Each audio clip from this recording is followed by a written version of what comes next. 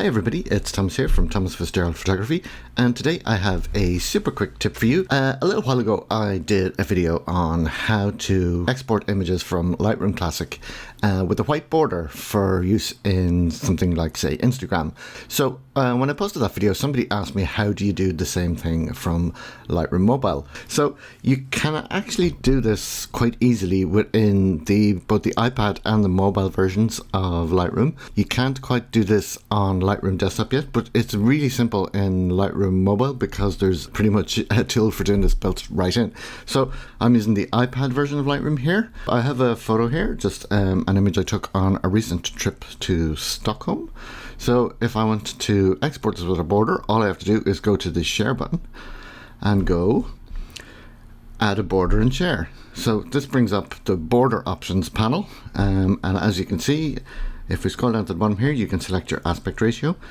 It even gives you some common aspect ratios and put the little icon on it to show you that they're common for certain apps. So for example, you can see there is a little Instagram icon, so you can have 4:5.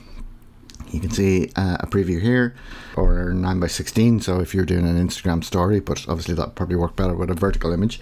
But I'm just going to do square, and you can see we have options for color. So you can have white, various shades of gray, but I'm just going to go white, and then thickness controls the thickness of the border. So I just want to say maybe a 3 pixel border. I don't think it's actually pixels. I don't actually know what the maybe it's percentage. So I just want something like that, and all I have to do then is hit the share button, and then it'll bring up the proper share panel, and I can just go save image, and it will save it to my camera roll. And that's pretty much all there is to it. You don't have to mess around with the print module like you do in Lightroom Classic. Unfortunately, there doesn't seem to be a way to batch process these. If I'm missing something, please leave a message in the comments and explain to me how to do this. But it is, like as I said, it's much easier than messing around with the print module in Lightroom Classic.